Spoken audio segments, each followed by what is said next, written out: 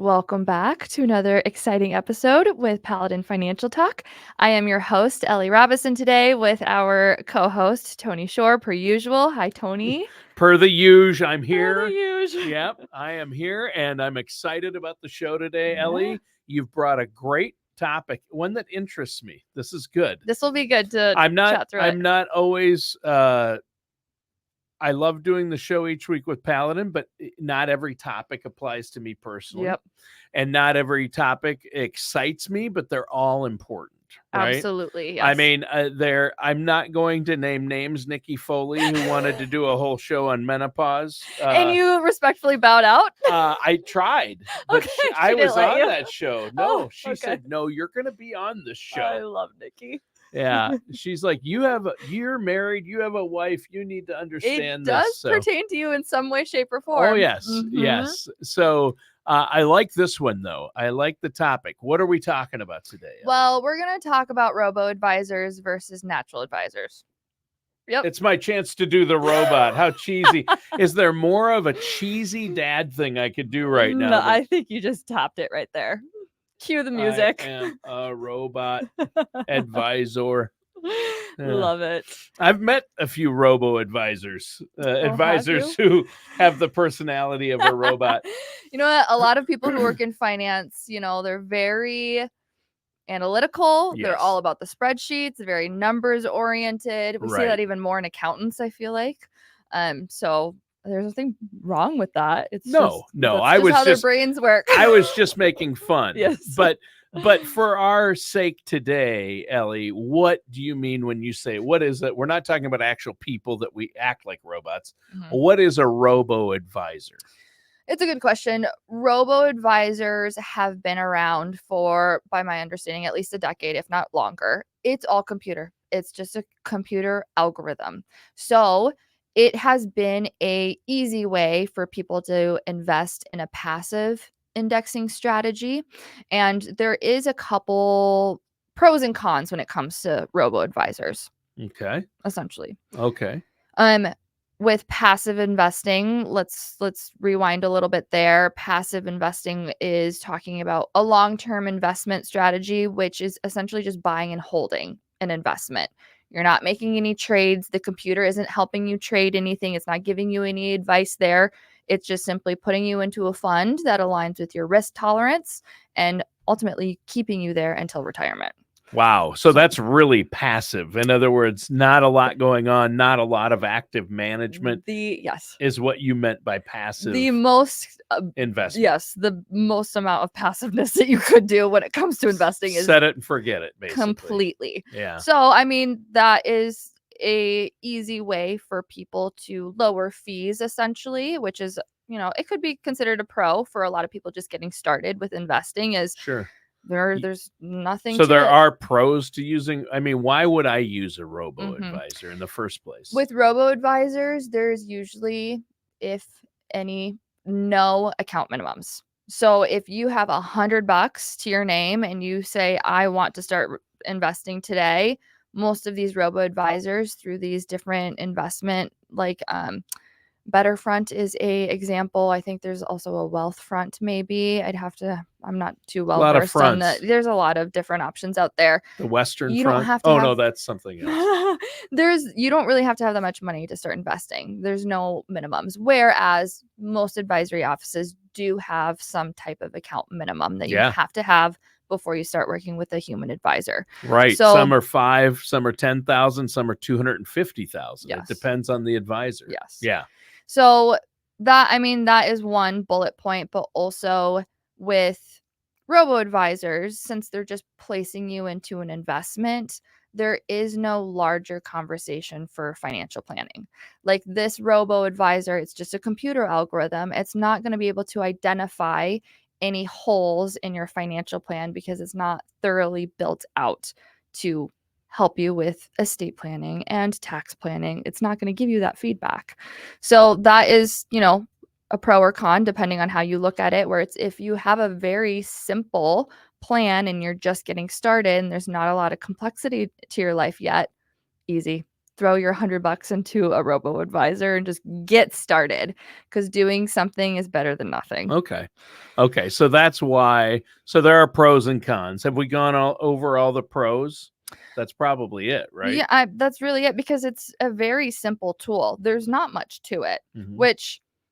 which is what I wanted to stem the conversation into next, is artificial intelligence, which we don't have to get into that quite yet, but Sure. because that's been so new and flashy in the industry. Yeah, I have a couple questions about Mhm. that as well, as far as how they're going to be utilizing that and are starting to with robo-advisors. But what are the cons of using a robo-advisor first? I know I can think of a few myself, but what do you have Well, for us? you have no human interaction with the robo-advisor, 0. So that's one thing where you don't have anyone That's to why I ask would any never. questions. That's why I personally would never do it. I Correct. need to sit across from Mhm. somebody, an advisor like yourself, and Ellie, and say, Ellie, my wife and I want to do this when we retire in 10 years or 6 years. Correct. Here's what you'll look and say, okay, here's where you're at, Mhm. Tony. Here's what you have in your 401ks and your IRAs. You know, if you know you can retire, then Sarah has to keep working another 10 years to support you retiring when you're 50. No, I'm kidding. Like, yep, I'm kidding. Tony. That's not going to be the way it works. But. No, but you're absolutely like nail on the head there, where it's you just don't have anyone to talk to through with all of your financial goals and concerns. I think the biggest identifier for me with these kind of computer algorithms is, with a robo-advisor, they still want to assess your risks. So you still take a risk tolerance quiz in some way, shape, or form. Yep. And let's say that you're 40 years old and you come out as a conservative investor, because that's just who you are naturally. It will invest you conservatively, but that might not make sense if retirement is 25 years away. Right. So as a human advisor, we can help marry what your risk tolerance is based on your feelings, but also trying to get you to the goals that you have 25 years down the road, which a robo-advisor won't really be able to help identify that. They're just placing you into whatever you outputs that quiz essentially on your risk tolerance. Right. Right. And I know you look at people's risk tolerance and have them take a quiz as well. However, you get to know them and say, okay, so your feelings about money are conservative, but here are your goals and your needs and your wants, and here's where you're actually at. So you can do this, which would make more financial sense. Correct. Right. And so you're able to help them, not what they want to hear, but what they need to hear about what's going to be in their best interest based on them personally and their personal goals. Absolutely correct. Not their neighbors, not some algorithm's idea of it, right? Yes. And it gives me an insight on if there's any opportunity for further education with my clients who maybe are very young and they're too conservative, or they're just a little bit elderly and they're way too growth oriented, and which also might not make sense for who they are and what they're trying to achieve. So that's where, as a human, I can really input our elements on, wait a second, this doesn't actually make sense. Right. That's so important. So we've talked about pros and cons. I think the personal touch is obviously the biggest, and there are so many limitations to robo-advisors. And again, I mean, if you've made a playlist in Spotify or used Amazon or done anything online, you can see how faulty, or especially if you're on Facebook. Yes, the algorithm might bring you to some weird things. What the algorithm shows you in your feed versus what you want to see are two different things, usually. And people have been complaining about it more and more. And it's not like with technology, the algorithms have gotten better on Amazon, because I think they've gotten worse, or on Facebook, I should say.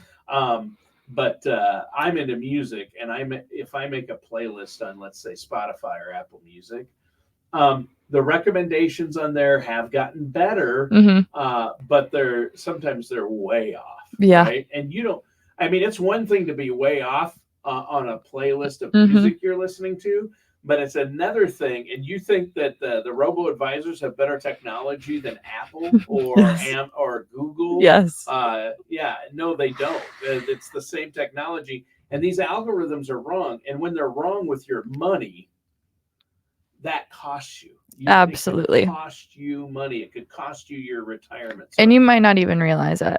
Right, and because you don't know what you don't know. What's going on. Yes. So I just wanted to illustrate that because I have my problems with the algorithms, right? But now we're getting into a new world where AI is coming into play. Yes. They say that's going to make all the difference. I think AI has been shaking up a lot of industries because it's not just, financial advisors who might be scared of losing their jobs someday. It's a lot of people in completely different industries. Yep, everyone. And you're going to be sitting here talking to an AI. I hope not. Like, you would be missing that human element. So what artificial intelligence is, it is a broader computer base that is trying to mimic human like elements. That's what it's trying to do. But if you think about it, I'm sure you've seen it online, Tony, of Photoshop AI, where it might take a portrait of someone's face, and then me as the designer, I would input like, please, build out a body and put them in professional clothing. And this AI program will be outputting this person with 3 hands and maybe 6 fingers. Like, it's not perfect yet. And same with AI trying to scan the internet for answers. Okay, it happens. I mean, it's just not the norm. No, it reminds me of the Hemingway house in Key West where they have all the 6-toed cats. Oh, yeah. I didn't know that. 5 and 6-toed cats at Hemingway's house. That's kind of cute, though. West, they're running all over. Okay. Anyway, little aside there. So you're not going to get that with an AI. If you had an AI for a co-host, would we be talking about Ernest Hemingway's cats? No, not at all. And so that's one thing that has been identified with AI generators is that it's not perfect. Right. The outputs are not perfect, and there has been identifiers of AI making things up. Where oh wow, yes, yeah. So when you're going into Chat GPT, like it might not be 100% accurate. They're just pulling information from this database, and AI has a very hard time analyzing sarcasm. So if Reddit is a part of this database that they're pulling information from, and there is, some commenters out there that has a undertone of sarcasm, AI can't pick up on that. So there's a lot. I think it's early on in this grand scheme of AI, but it is nowhere near being perfect, and I don't think reliable, in my opinion, but that's just my personal opinion. Even the Teslas. Have you heard about the Teslas self-driving cars? That there was a parking lot. I don't remember if it was Seattle. I think it was the West Coast somewhere. That it was a whole parking lot of self-driving cars, and they were just honking at each other all night long because it couldn't identify like how to park with another self-driving car in front of it. And this was maybe like 6 months ago. I don't remember. It was on the internet. And so I haven't seen that. And it was like a bunch of neighbors who called the cops and saying, hey, these self-driving cars won't stop like honking at each other. So it is nowhere near perfect with these kind of computerized systems. Right. I think we're a long way off yet. Yes. It's moved fast, but not that fast. It is showing great potential, though, on helping a lot of industries and financial services, too, on cutting back on administrative work or just people on Wall Street. I did some research on this where there's indication of AI helping cutting trade settlement times. Right. So, Tony, if you were to call in and say, hey, Paladin, I want $10,000 for my brokerage account, and we say, hey, okay, give it a couple business days because we need to sell your stocks, and the stocks like settle in their cash, and then the cash is sent out to your bank, there's talk of AI being able to cut down on that settlement time. Oh, so wow. It might not take 5 business days. It should be taking way less. So that's on the horizon. I know that AI is showing a lot of potential of being used in the banking space too, in general. Sure. Banking is completely different than what we do as advisors. So I'm not in the thick of that, but I know that that's out there. And I do think that there's a huge opportunity to strengthen the efforts of enhancing cybersecurity and fraud in our industry specifically. We have very thorough cybersecurity trainings as advisors, because it is just becoming worse and worse on the computer of people just getting scams. And so we need to be able to identify if something is not right with our clients Right. sending us a weird email. But I mean, there is opportunity for people to also educate themselves in the cybersecurity space, and hopefully AI can help like step in Yep. and find those identifying red flags. So we as humans don't have to worry about it as much, Yeah. essentially. Yeah, it's crazy. I mean, the level of scams that I've seen that my parents get and that I'm starting to get as I get older and that everybody gets nowadays. I mean, it's you can't like half the texts and emails I get are spam. Yeah. Yeah. They're There's scammers. yeah, there's And they make so them much out look there. legit. They're Mhm. like, "Hey, your insurance, you need to renew your insurance." I've been getting a text, "Click this link." And my Oh, wife's been getting it too. do not click it. Yeah, you watch for an envelope with a blue dot on it. You need to renew your insurance, and it's not. We have health insurance to our companies, and they're not sending us There's anything. also a lot of scams out there that I've heard of people getting phone calls from their banks. And so the caller ID says that US Bank or Wells Fargo is calling them, and it's not actually the bank calling them. So there's hackers out there that are Yep. able to like write over the caller ID so it looks like your bank is calling you. And people that, I mean, how easy would it be to just take a phone call thinking it's your bank? And you're like, oh, yeah, I bank through this people. And they might have some sensitive information already. And they verify that. And you verify some additional information that they might need in order to fully get into your bank account. And you just lost all Boom. your money. Yep. That happens a lot. I haven't seen any of our clients go through that, but I've heard of a lot of stories on the internet. Yeah, no, I've talked to people who that's happened Have to. you? I Mhm. know people. My mother-in-law lost $3,000 to a scam. Microsoft kept Oh my somebody God. hacked her computer. She clicked on something she shouldn't have, and then they Yeah. said they could get her computer working again. Yeah. So she gave them her information. Yeah.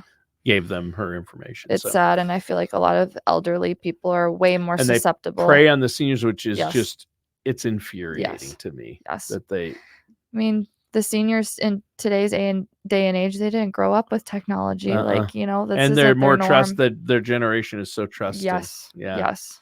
That's Yeah, what's sad about it. it is sad. Well, AI is interesting. Mhm.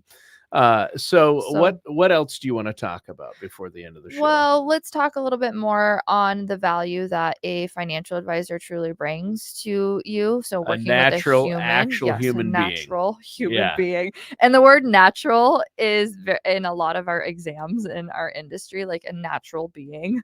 So that's why I put it Natural into, being. yep, I'm a natural person. It's weird because it makes it sound impersonal. Yes, it's so A strange, but natural being. yeah, I mean, because like we had already kind of mentioned, is as a human, I'll be able to identify things that a computer won't be able to identify, Right. at least hopefully not anytime soon. I hope Right. AI doesn't come after my job anytime Right. soon, but it doesn't seem like it.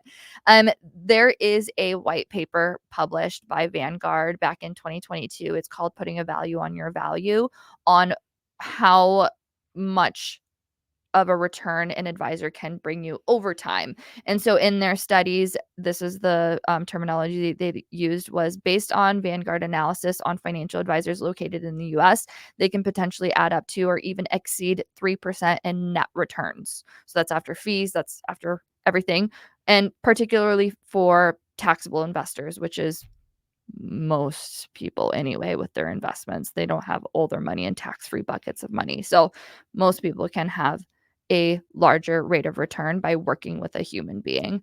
Why, though? I think that's something to dive into. Is the listed ways that they had put into this study is that advisors can help place a client into suitable asset allocations. Okay, we've already touched on that a little bit, but portfolio rebalancing is huge too. So a computer is not going to just normally portfolio rebalance for you as time goes on. That's something that a human needs to help identify for you. So we can help with that. Behavioral coaching is also very huge. So help sheltering people from emotional moves in the market, whether it is buying or selling and trying to time the market, or just, Because if I get emotional and think, oh, my if my candidate doesn't win, I want to take all my money out of the market. Yeah. And it tells a robo-advisor to do that. The robo-advisor might have a question. Are you sure? Click yes. Yes. Yes, I'm sure. Yep. But an actual advisor would say, hey, this isn't going to be, you're going to lose a lot of money probably if you do that, Correct. depending on the situation. So there is a huge behavioral coaching element to it that we are, just laying the ground rules with her. Like, yes, we can do that for you, but just so you know, XYZ might be the output long term if we do this. Yeah. Okay. Also a huge value that any wealth manager or financial advisor will help on is advising on a spend down strategy. I think that's where a huge bulk of this value comes from, is when you do enter into retirement, it's how do I spend down my assets appropriately so I don't run out of money? And that's what really saves you money. Yeah, where you're taking the money from that you're using to pay bills each month, where you have your money allocated, and creating a reliable retirement income stream. And creating a plan for retirement income. There's no algorithm that's going to figure that out, because it's so different, and an algorithm isn't going to be able to help you with retirement income and asset allocation. Correct. Yeah. We can help with tax loss harvesting. I mean, computers might be able to eventually start identifying that, but not yet. So that's where I can still step in as an advisor. Also, I have noted in here is traditional advisors like us, we have way more of a diverse selection of investments to choose from with our clients' investments, whereas a robo-advisor is usually just placing you into a mutual fund or a couple mutual funds. Right. They're not going to be identifying any fixed income investment vehicles. They're not going to be looking at the entire universe for you. Right. We're going to be able to help identify an active investment strategy for you and putting you in the right things that are appropriate for your time horizon. One last thing is, I know that most advisors have account minimums. I think we touched on that a little bit, but I do want to point out that Paladin does not have any account minimums. We will work with anyone who needs a retirement plan, and we talk about the cost of. I know that because you're working with me. So Tony, don't say that. And so even a radio show co-host, we're not, we want to work with people who need the retirement help. So that's a huge reason why Paladin does not have account minimums. We'll work with the people who need it. Yeah. So that's a huge, I think, identifier of why. I mean, even my daughter, who's 21, wanted to start a Roth IRA. Good. Just a couple $1,000, and her boyfriend did too. And Jeff talked to him and helped him out with it. So, the Paladin team is great. I want to encourage all the listeners and viewers to pick up the phone, give Paladin a call. I think that's fantastic. So, we've covered a lot. I think it's great. We're talking about what a robo-advisor is, because we'll hear this term thrown around and somebody might tell one of our listeners, oh, use a robo-advisor. So you need to be careful. I would definitely talk to a financial services professional first. The only thing it costs you is your time. Yeah. Just get that complimentary consultation from any of the advisors in our office, and we'll give you feedback, and we'll be honest with you too, where if it does make more sense for you to be with a robo-advisor, we'll let you know. We're not going to lie to you. If you're 25 and you just want to kind of start to dabble. And there's not a lot of complexity in your plan. Maybe that is the best route. Sure. Well, how can our listeners out there, especially those who are maybe older and need to start thinking about their retirement income and savings and their 401ks and IRAs, how can they get a hold of you? I say give us a call. So 651-842-8406 to get scheduled with any of the advisors in our office for a complimentary consultation. But we are actively running seminars all year round. So you can always check us out on our website and see when the next seminar is in your location. And you can register and we'll buy you dinner and just come listen to us talk about how we piece together our financial plans for our clients. Last thing for our avid listeners out there is, if you know that you love listening to Paladin Financial Talk, please give us an honest 5-star review. It'll just help bump up our numbers and help us, get exposed to the community around us. So. I think that's awesome. I love that Jeff always says, give us an honest 5-star review. I love Jeff. He's so funny. That's very funny. Well, Ellie, great show today. Great topic. Listeners and viewers, thanks for tuning in. That does it for today's episode of Paladin Financial Talk.